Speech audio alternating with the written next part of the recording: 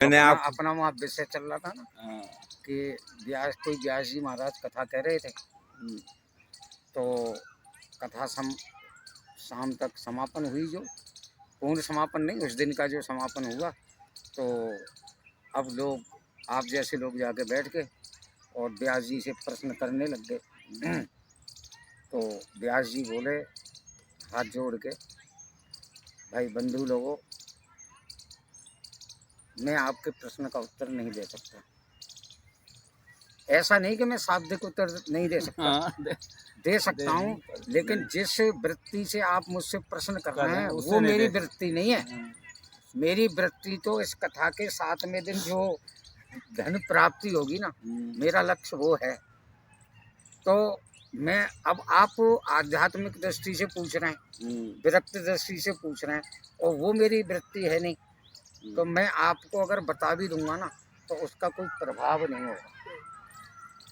जैसे कोई एक संत थे, तो वो आ गए, तो लोग उनके पास आने जाने लग गए, तो एक बुढ़िया अपने पोते को हाथ पकड़ के लेके आई, बाबा बाबा के यहाँ ये गुड़ बहुत खाता है, आप इससे मना कर दो। तो संत बोले ठीक है भाई, मैं अगली बार आऊँगा 2-3 महीने बाद, जब लाना। अब वो बुढ़िया पोते को लेके चली गई, फिर वो 2-3 महीने के बाद फिर पधारे, तो पधारने के बाद में फिर वहाँ पे बुढ़िया लेके आई कि बाबा बाबा वो 3 महीने की बोले, तो उन्होंने कहा संत ने, बेटा तू गुड़ मत खाया करे, गुड़ खाना अच्छा नहीं है, थोड़ा खाया कर, लेकिन ज़्यादा मत खाया करे।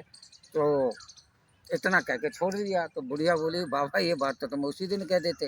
बोले कहाँ से कहता, मैं खुद ही गुड़ खाता था। संसार की वृत्ति ऐसी हो गई है कि जिस दुष्कर्म को हम खुद करते हैं छिप के, हम उसको दुनिया से छोड़ने की बातें करते हैं। ये चलती नहीं है, तो इसलिए उस चीज का प्रभाव ही नहीं रहता। तो पहले तो देखो आपको बताएं, वृत्ति सुधरना जरूरी है, चाहे वो मानव है चाहे वो कोई संत है। अगर वृत्ति सही नहीं है तो वो न मानव है न वो संत है। अब देखो थोड़ी सी, अब ये कह रहे हैं ना कि माता पिता की सेवा, हम तो खैर चलो मनुष्य हैं, हमें बुद्धि दी है, सब कुछ जानते भी हैं, पर इनका लगाव देखो, ये पशु पक्षी, ये तो कोई किसका कुछ नहीं करता है। ये तब तक समर्थ नहीं होते हैं, तब तक वो माँ छोड़ते नहीं है उस बच्चे को।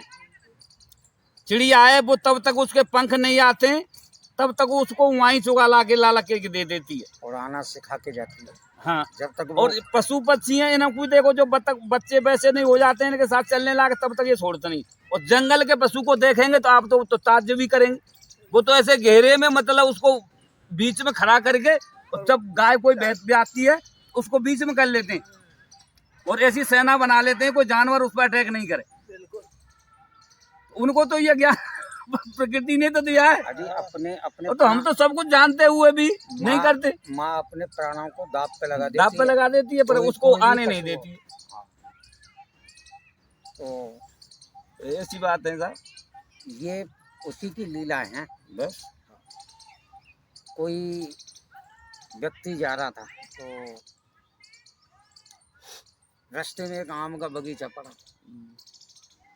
अब आम बड़े रस भरे दिखे, मोटे मोटे आम, वो तो होते ही, मन तो ललचाता है। आँखों ने देखा कि भाई इनको तो तोड़ना चाहिए। अब आँख थोड़ी तोड़ सकती है, तोड़ेंगे तो हाथ, तो हाथों को आदेश दिया, तो हाथ गए।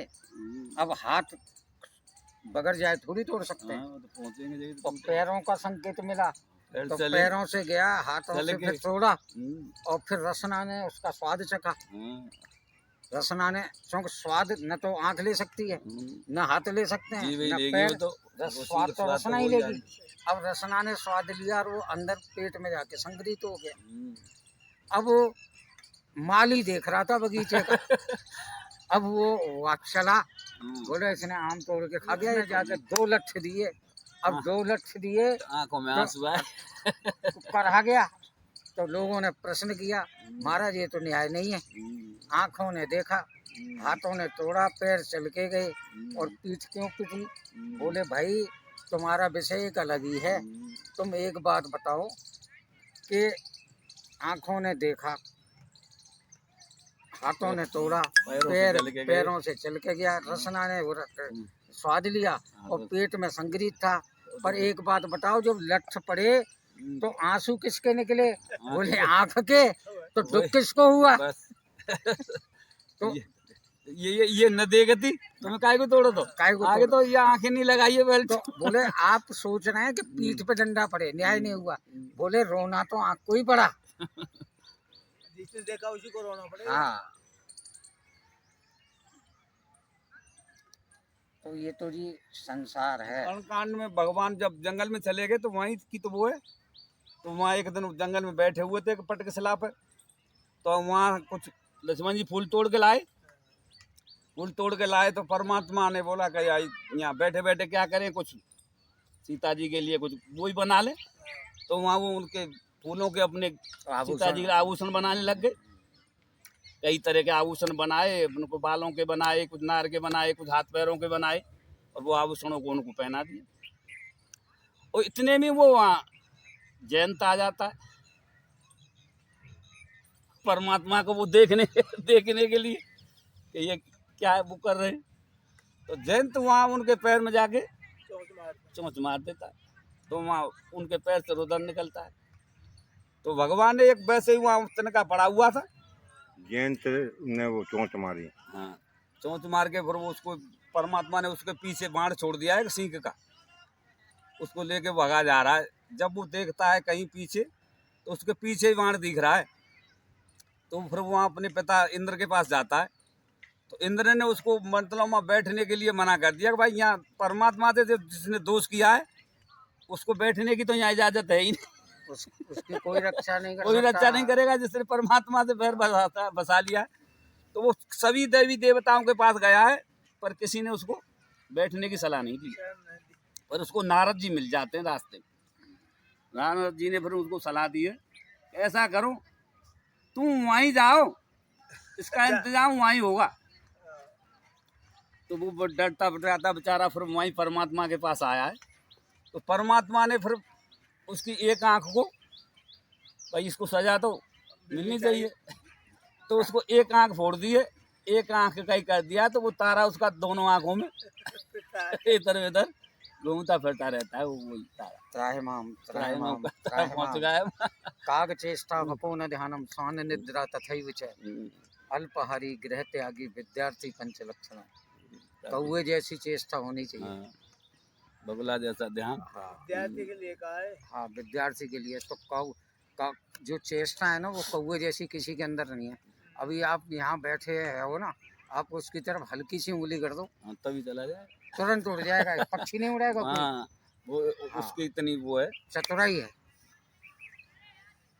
तो यहाँ एक प्रसंग चलता है साहब, जब सीता जी के मतलब चोंच मार गया तब तो उन्होंने सिंह का बाण उसके साथ भेज दिया जयंत के पास। तो बगैर फल के बाण छोड़ा था। हाँ हाँ, कुछ भी मान लो उसको। उससे मौत नहीं होनी थी। हाँ, और जब सोई रावण उस सीता जी को पूरी को ले गया तब उन्होंने कोई ऐसे बाण नहीं छोड़ा उसके पीछे, कोई ऐसी शक्ति नहीं लगाई कि भाई चलो कुछ तो उसके पीछे लगाया जाए, उनको ढूंढने ढूंढने के तुम जाओ तांग लगा के लाओ।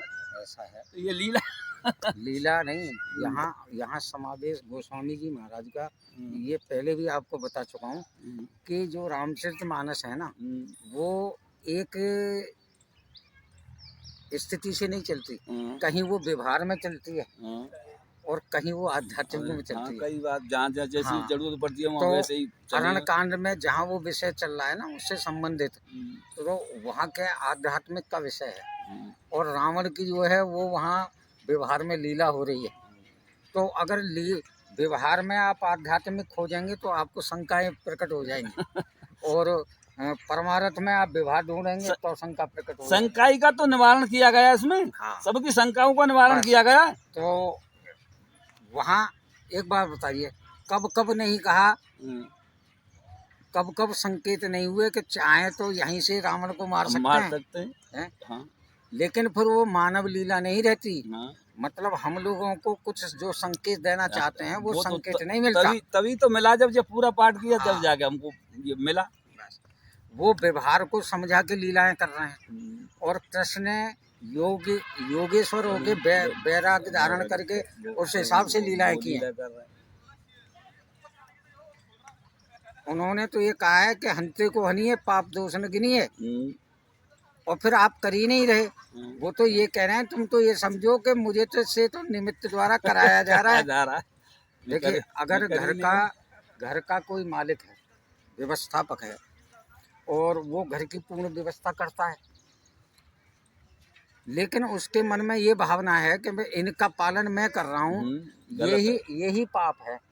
और अगर उसकी भावना ये होती है कि मेरे को इनकी भगवान ने, ये सब ईश्वर के स्वरूप हैं और मेरे को तो इनको कर्तव्य निमित्त दिया हुआ बनाया है, है, बस। निमित्त बनाया है, तो मैं अपने उस निमित्त बन के इनके उस कार्य को पूर्ण कर रहा हूँ। बाकी हैं सब ये भगवान के अब स्वरूप। ये भी तो यही कर्मयोग है। हाँ, तो इसी को तो गीता कह रही है हाँ, तो ये गीता कि से ये है संबंधित कि कर्म करो, पर ये मत कहो कि ये कर्म मैंने किया है। अब ऐसा कौन इंसान है कर्म करे और ये कहे कि मैंने नहीं किया? वो उन्होंने यही तो लिखा है कि फल की इच्छा मत रख, क्योंकि कर्म करो पर ये मत कहो ये कर्म मैंने किया। अगर कर्म ही करना है ना, हाँ, और फल संतान परिवार को इसलिए पालता है कि वो मेरा सहयोग करेंगे आगे, बस। वहाँ इच्छा है उसकी। इच्छा है। हाँ। तो कृष्ण अर्जुन जी को यही तो वो बार बार समझा रहे हैं, तू ये सोच क्यों रहा है कि ये मेरे हैं और मैं इनको मार रहा हूँ। बस कारण ये तेरे है ही नहीं। हाँ। तू तो ऐसे चला। तू ऐसा सोचेगा तो अपयश का भागी बनेगा। हाँ, हैं? कुछ नहीं कर पाएगा, और न राज भोग पाएगा, कुछ नहीं। अपयश भी मिलेगा और न राज्य मिलेगा। तो तू तो ये सोची ये सब। और फिर उन्होंने पहले ही मरा दिखा दिया ना। हाँ, सबको मरा दिखा दिया। हाँ, बोले मत मार। क्रिया तो ये देख, तो सब मैंने मार दिए पहले ही। ये मरे तू पड़े तो हैं। निमिष बना दिया है, तू तो ले लिया इसको बस। तू तो एक बहाना है। हाँ बस।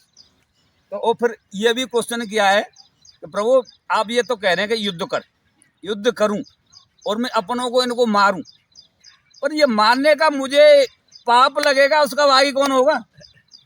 वो मेरी जिम्मेदारी है। उन्होंने पाप कहा ना, यही है कि तू ये सोच रहा है कि मैं मार रहा हूँ तो पाप लगेगा। हाँ, तू ये सोचा ही मत। वो तो ये कह रहे हैं हाँ बस। मैं तो कुछ हूँ ही नहीं। तू तो पूर्ण समर्पण मुझ में हो जा, बस, इसका मैं कह रहा भोगी हूँ, फिर मैं लोगों को बनूंगा। तो मैं कह रहा तुझ हूँ, में कोई बस। पाप लगेगा ही नहीं। जो कर्म कर रहा है वो तू मुझको समर्पित बस। करता है। हाँ, तू कर ही नहीं तू रहा। कर ही नहीं रहा, तुझे पाप लगेगा कहाँ से? तू अर्जुन है ही नहीं। बस।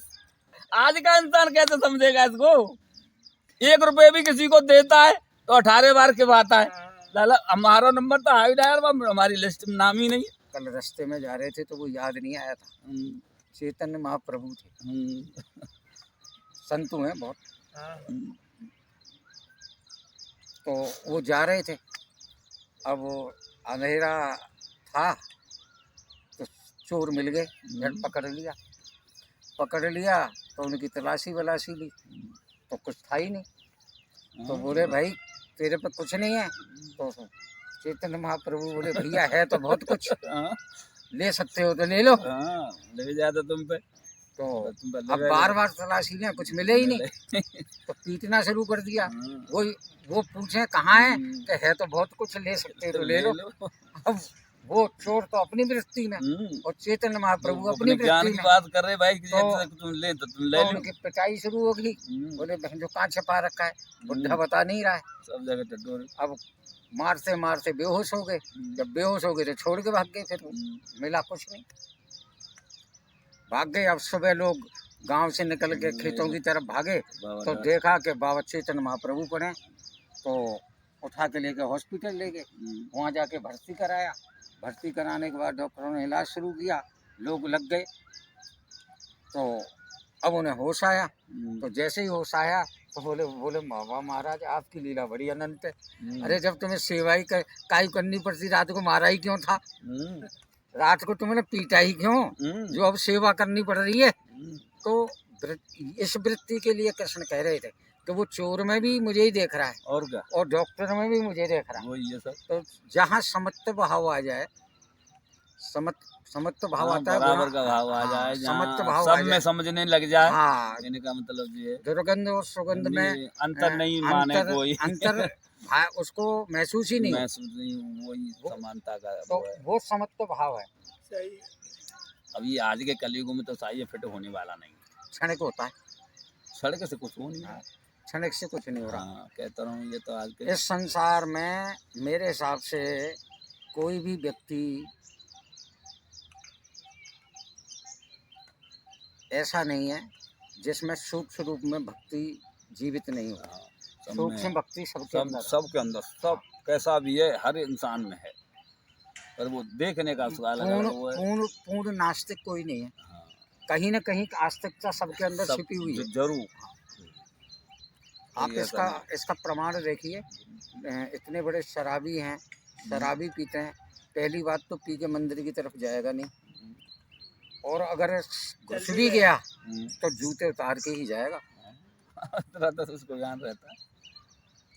ये तो मगर तुम कह रहे हैं हर इंसान में है, जूते कोई ऐसा पहन के नहीं है कि अंदर नहीं नहीं है, घुसेगा। सब में है, भक्ति की भावना है सब में। तो कोई ना कोई तो सूक्ष्म उसमें भक्ति सबके अंदर, पूर्ण नास्तिक कोई नहीं है। सब में है। अच्छा, ये तो गलत है इंसान को ये कहना कि ये मुझी में है, अरे सब में है, जीव जंतु पशु पक्षी सब में दिया है उसने, क्षणिक वैराग्य भी है, बस सब में दिया पर है। वो क्या क्षणिक है, क्षण का है वो, आया और गया, इतनी टाइम का है बस। बस ये है स्थिति। पर कुछ भी नहीं है साहब, जो कल नहीं था, जो आज हुआ है, वो कल नहीं रहेगा। शमशान में जाते थे, वैराग्य जो है हाँ, मैं कहा अपन पता के अल्प वैराग्य होता है और वो बाद में चला जाता है, देखो फिर जी, पीठे मुड़ी और फिर वही आज के सवाल हो युग जाती है। में जिन जो लाइन में लगे हुए हैं उन्हें ही होता है वहाँ भी। बस मैंने तो वहाँ देखा है, लोग वही हंसी ठट्टा करते हैं आजकल, हाँ, अपने बिजनेस के बारे में बात करते हैं, राजनीति का माहौल है तो राजनीति पे ही चर्चा चलती रहेगी। देखो उन्हें उन्हें जिनकी जो लाइन में नहीं लोग हैं ना, उन्हें वहाँ भी वैराग्य नहीं हो रहा। देखो